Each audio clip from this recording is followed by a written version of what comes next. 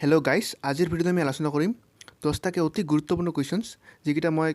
बहुत किताबर पर बाছি उलाइছো এইকেইটা कुएशन बारे बारे एग्जामत आহি থকা দেখা যায় ভিডিওটো কোনো স্কিপ নকৰাকৈ চাই থাকিব আমাৰ প্ৰথম কুৱেশ্যনটো দিয়া আছে guys which place is known as the coal queen of Assam কোনখন ঠাই অসমৰ কয়লা ৰাণী বুলি জনা যায় বিকল্পবোৰ দিয়া আছে চৰাইদেউ নুনমাটি মাৰ্ঘেৰিটা নুমলীগড় বন্ধুসকল ইয়াৰ শুদ্ধ আনসাৰ হ'ব মাৰ্ঘেৰিটাক কয়লা ৰাণী বুলি অসমৰ কয়লা ৰাণী বুলি জনা যায় নেক্সট কুৱেশ্যন দিয়া আছে which is the state bird of Assam অসমৰ ৰাজ্যিক চৰাই কোনটো বন্ধুসকল ইটো 4 গ্ৰেডৰ এক্সামত আহিছিলে 2022ত অপচনবোৰ দিয়া আছে লাইছান হাঁহ ৰূফাছ ডিংৰি হাঁহ গোলাপী মৰিয়া হাঁহ দেও হাঁহ ইয়াৰ শুদ্ধ আনসাৰ হ'ব হোৱাইট উইংড উড ডাক দেও হাঁহটো ইয়াৰ শুদ্ধ আনসাৰ আমাৰ নেক্সট কুৱেশ্যন দিয়া আছে guys environmentalist Robin Banerjee Museum Uncle Robin Museum is located in which district পৰিৱেশবিদ ৰবিনৰ সংগ্ৰহালয় আংকল ৰবিনৰ সংগ্ৰহালয় কোনখন জিলাত অৱস্থিত গাইজ বিকল্পবোৰ দিয়া আছে যোৰহাট গোলাঘাট ডিব্ৰুগড় ধেমাজি ইয়াৰ শুদ্ধ আনসাৰ হ'ব বি অপশ্যন বি গোলাঘাটত অৱস্থিত গাইজ নেক্সট কুৱেশ্যন দিয়া আছে আমাৰ which independent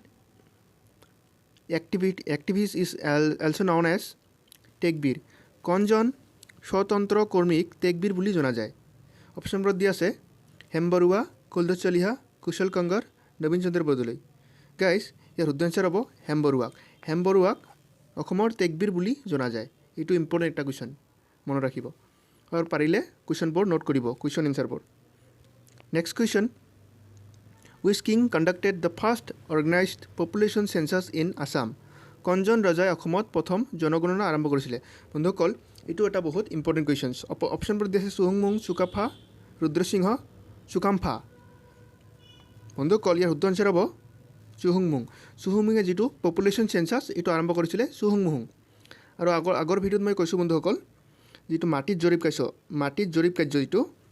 যিটো লেণ্ড ছাৰ্ভিং এইটো আৰম্ভ কৰিছিলে গদাধৰ সিংহই মাটিৰ কামটো কৰিছিলে প্ৰথমে আৰু আমাৰ পপুলেশ্যন চেঞ্চাছটো কৰিছিলে চুহুংমুঙে নেক্সট কুৱেশ্যন দিয়া আছে guys bamboo technology park is located in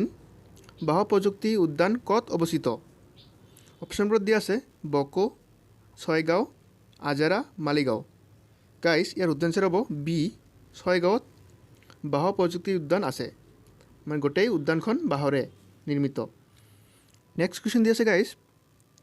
who was the author of the book India against itself নামৰ কিতাপখনৰ লিখক কোন বিকল্পবোৰ দিয়া আছে হীৰেণ গোহাঁই মামণি ৰয়ছম গোস্বামী হোমেন বৰগোহাঁই সঞ্জীৱ বৰুৱা গাইজ ইয়াৰ শুদ্ধ আনসাৰটো হ'ব ডক্টৰ সঞ্জীৱ বৰুৱা আছিলে ইণ্ডিয়া এগেইনষ্ট ইটছেল্ফ নামৰ কিতাপখনৰ ৰচক এইটো বহুত ইম্পৰ্টেণ্ট হয় গাইজ মনত ৰাখিব আৰু নোট কৰি ৰাখিব নেক্সট কুৱেশ্যন দিয়া আছে Assam shares international boundary with অসমে আন্তঃৰাষ্ট্ৰীয় সীমা ভাগ বতৰা কাৰ লগত কৰে অপশ্যনটো দিয়া আছে ভূটান ম্যানমাৰ চীন Myanmar Bhutan Bangladesh Myanmar Bangladesh guys ইয়াৰ শুদ্ধ আনসাৰটো হ'ব চি ভূটান আৰু বাংলাদেশৰ লগত আন্তঃৰাষ্ট্ৰীয় বৰ্ডাৰ শ্বেয়াৰ কৰে অসমে এইটো বহুত ইম্পৰ্টেণ্ট হয় নেক্সট কুৱেশ্যন 13 দিয়া আছে আমাৰ which city is called gateway to north east কোনখন চহৰক উত্তৰ পূৰ্বাঞ্চলৰ দুৱাৰমুখ বুলি জনা যায় গাইজ অপশ্যনবোৰ দিয়া আছে যোৰহাট ডিব্ৰুগড় গুৱাহাটী তিনিচুকীয়া ইয়াৰ শুদ্ধ বিকল্পটো হ'ল চি গুৱাহাটীক উত্তৰ পূৰ্বাঞ্চলৰ দুৱাৰমুখ বুলি জনা যায় gateway of north east guys এইটো আজি লাষ্ট কুৱেশ্যন আছে আমাৰ which one was not a capital city of Chutia kingdom চুতীয়াসকলৰ ৰাজধানী চহৰ নাছিলে বিকল্পবোৰ দিয়া আছে স্বৰ্ণনগৰী ৰত্নপুৰ শদিয়া ডিমাপুৰ ইয়াৰ শুদ্ধ আনসাৰ হ'ব ডিমাপুৰ চুতীয়াসকলৰ ৰাজধানী নাছিলে বাকী স্বৰ্ণনগৰ ৰত্নপুৰ শদিয়া এইবোৰ চুতীয়াসকলৰ ৰাজধানী আছিলে এইটো আজি last question guys what is কেন্থাও কি ডিমাচা এটেয়াৰ ডিমাচাসকলৰ সাজ পোছাক বড়ো সাজ পোছাক খাচী সাজ পোছাক একো নহয় বন্ধুসকল ইয়াৰ শুদ্ধ আনসাৰ হ'ব এ অপশ্যন এ ডিমাচাসকলৰ সাজ পোছাক গাইন্থাও হ'ল ডিমাছাসকলৰ সাজ পোছাক। গাইজ ভিডিঅ'বোৰ যদি ভাল পালে বন্ধুবৰ্গৰ মাজত শ্বেয়াৰ কৰিব আৰু চেনেলটো ছাবস্ক্ৰাইব কৰিব। আমি নেক্সট ভিডিঅ'ত আৰু ভাল ভাল টপিক লৈ ভিডিঅ' বনাবলৈ চেষ্টা কৰিম। ধন্যবাদ।